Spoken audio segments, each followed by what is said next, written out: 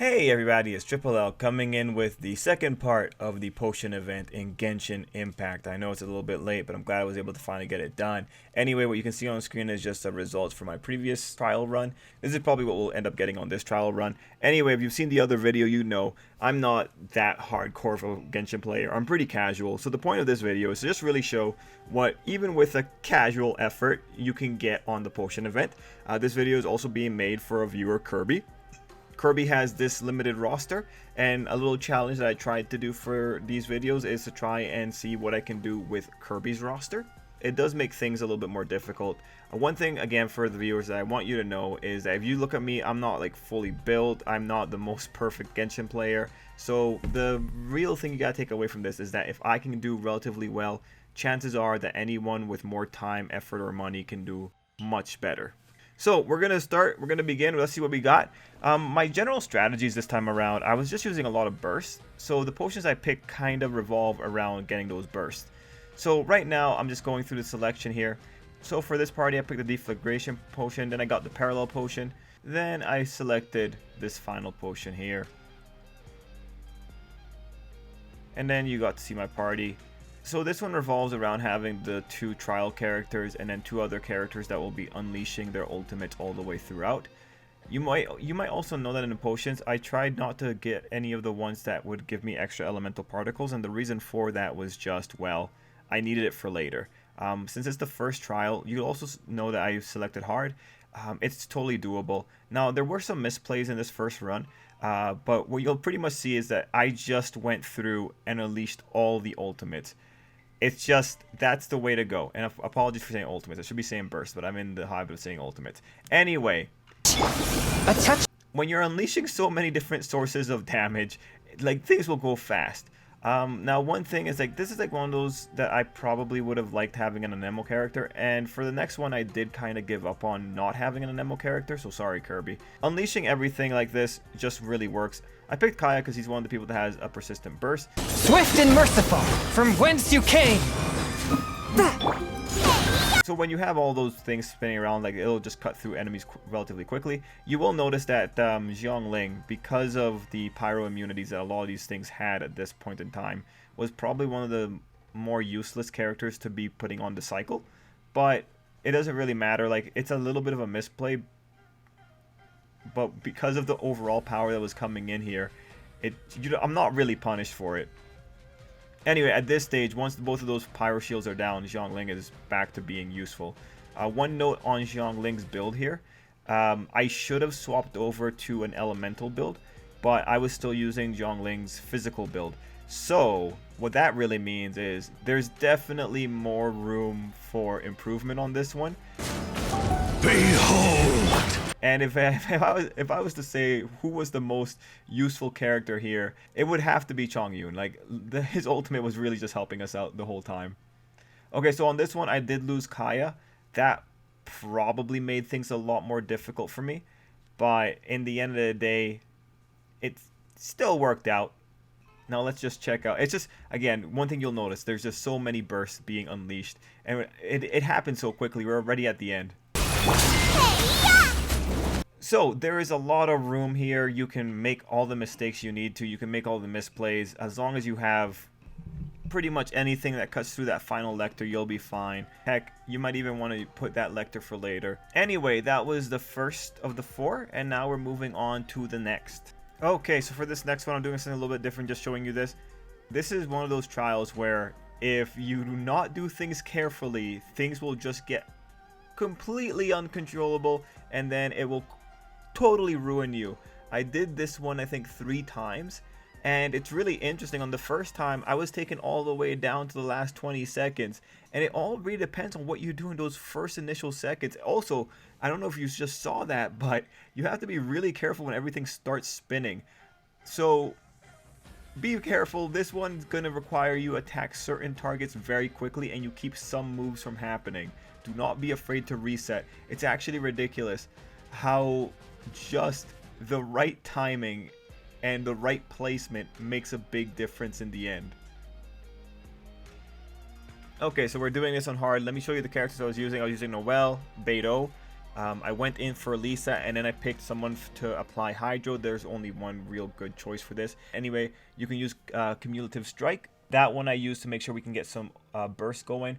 Then we have this one, Intensifying Potion. And finally, I selected something that would increase our charge attack because I will be using Noelle. Anyway, Beto here, she's pretty much going to be one of the big damage sources because she's pretty much our off-field DPS. So I guess this is sort of a variation on Taser, if anyone knows the team builds. But Beto for me on this one, well, in general for this trial, was just very useful. Ultimately, just using the burst a lot is the way to go. Now, thankfully, this is the run that was successful, so check this out. First thing I do is go off to the right. I apply XQ's ability here. I use all the bursts that I can in this short amount of time. Then I go into Noelle. Once everything's set up, just start whacking things with Noelle. Now, this is where that charge attack bonus is going to come in handy. So we're going to just start taking out this thing on the right. And just remember, don't bother aiming on the big guy because he's going to get restored by the supporters. Now, the monsters that show up with him, I think they are triggered by the big guy's health. So that's one of the issues. If you notice that you still have enemies left and they're not showing up, it's because you probably haven't hit that particular threshold. So one of the big things here is that you have to be able to get these enemies to spawn quickly and then just go in and use someone with a wide AoE like Noelle when she has her burst and try to damage them while it's happening. Now mind you, I don't know what's going on here because you can see that all these guys are getting in my face, but thankfully because of Noelle's shield, we're more or less okay. I think doing this without a shield might be relatively difficult. Anyway, unleashing all the other bursts here again. Did I switch into XQ? I did. Great. One good thing as well about the burst is that if you can time it on a big attack, you will get those invisibility frames, which will be very useful at this point.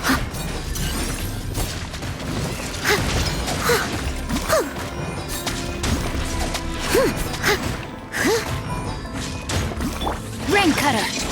Now, if you notice there, I got lucky enough that I was able to finish off the big guy before the other two could heal him. So that definitely helped the timing on this one. I really appreciated that. That probably happened because of all the ultimates that were going off at the same time along with Noelle's. Alright, so that was actually a really good run for that particular trial. Let's move on to the next. Okay, so we're moving on to the next one with all the different treasure hoarders. Alright, so full disclaimer, I'm going to tell you, I end up with a silver on this one. I did not get a really good timing on this one. And also I'm using Sucrose, who is not on Kirby's list, unfortunately. I just did not want to deal with the trouble, but just keep that in mind. Other full disclaimer, while doing this, I was 100% watching TV. So maybe, especially for this one, where there are so many enemies spawning all over the place, you got to be a little bit carefuler, but, you know. Anyway, because Sucrose is there, we're going to get the Swirl Potion. Then I pick up the Resonance Potion. And finally, which one did I pick here? Great, this one, the Explosive Potion. For anyone that might be curious, the TV show I was watching was, or not TV show, but I guess the net show I was watching was Archive 81. I found it quite gripping. I was watching the finale as this was going on. From whence you came, swift and merciful. By ordinance divine! Obey!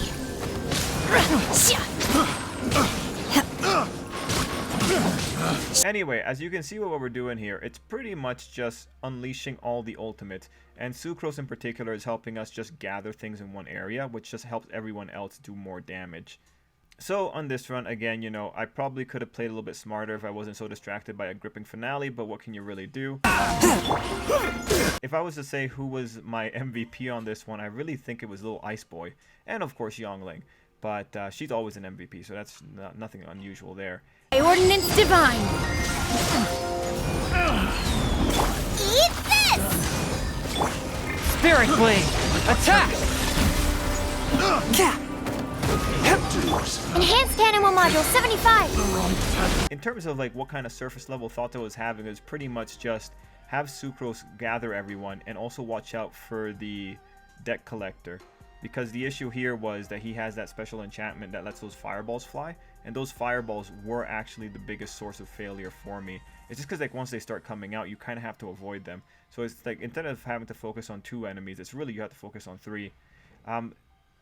that goes without saying that the debt collector should be the first person you take out here, just because that fireball will end you. Anyway, when you have all these different ultimates going out, you know, it's only a matter of time till you win. An alternate party composition that I could have tried if I wanted to be more consistent with Kirby's layout here, probably I would have just gone back to Kaya, because at the end of the day, that's another burst coming out and damaging. Now, this was the more annoying part. Unfortunately, I feel like we got so close. Like, if I had just done more damage, if Xiangling maybe was swapped over to her elemental build, maybe we could have done it. Maybe I could have been a little bit smarter. Maybe we could have gotten here faster if I was paying attention on the first stage as well. Getting rid of all the different treasure hoarders. Anyway, we're about to lose the gold. There it is. So overall, I think 8 seconds off. That's not too bad. Even just powering up Sucrose or powering up Xiangling would probably get us that extra 8 seconds. And of course, if I actually pay attention and not watch a TV show, probably that would help out in the long run. Anyway, we're moving on to the next one. Okay, so here we are at the final one of this very casual run. Now, I'm going to tell you, at this point, I have no desire to get gold. I don't really feel like I need it, whatever. I don't need that like, even the rewards aren't that great. It's what I tell myself to justify my laziness. For this one, I pretty much just go for the modification of the previous Noelle team that we had. It's pretty much going to be Noelle, Beto, Lisa, and then with the very new addition of Kaya. The reason I did that is just because, well, at this point, he's just going to hurt people. Also, because I went in on the easy mode, I don't really think the potions matter all that much. Just pick a potion that gives you, like, the elemental particles back, and I think it'll be pretty okay. So for this one, I picked the slow release potion. And that was just because I want to keep up the momentum. If everyone has their ultimates going off all the time, it'll be quite fine. I believe that this stage was also the Hilichurl stage, which is just a lot of different enemies popping up. There are a few considerations that you should keep in mind. For instance, you want to get rid of the one that will summon the Geoconstruct, just because the Geoconstruct can be kind of annoying. Silver is easy to get here unless you have a significant misplay, but this is what I pretty much did. Again, one of the most annoying things here is just the reality that these guys spawn very far from each other. This is, again, another one where I think it would have been worthwhile to have an Anemo Gatherer kind of work in here. Now, you'll notice here that I got them to spawn relatively close to each other, just because this is one of those mechanics where they spawn dependent on who exactly dies. So there's pretty much two different teams that are spawning as you kill the members of the team.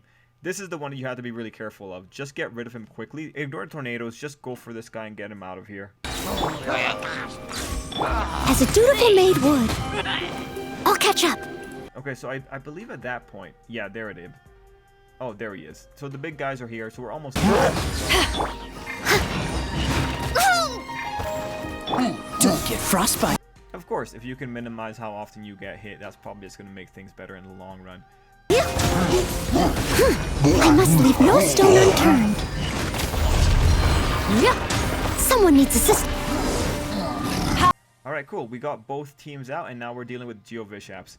This is really where I enjoyed unleashing all the bursts. Anyway, the big issue with these guys is that they just have a lot of HP. And you know what? Maybe using Noelle on them wasn't the most efficient play. Maybe I could have improved on that. But, you know, we're not going for excellence. We're just going for the Primos, which we've already done more than enough on.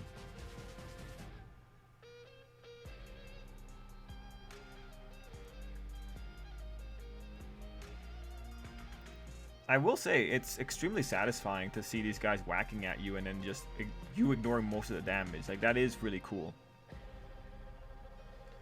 So, in terms of the Noelle team, I gotta say, like, the MVPs are Noelle and Beto. There's no way around it. Lisa is good just because, well, I just like Lisa. And she does give some more particles for Beto and all that. Anyway, that was it. Speaking of Lisa, probably you could have swapped into Fischl. Fischl might have been the more efficient generator, but I'm very used to Lisa. And she was also technically our healer, although we didn't really need a healer since we had Noelle on us. Anyway, that's it. For this run, I got 2 golds, 2 silvers. Not the worst. One of those silvers could have been improved on greatly. For that final one with Geovishaps, I just gave up on getting a gold for that one. Don't really need it. Anyway, that's it for me. Thanks for watching. Until next time, hope you have an absolutely great day.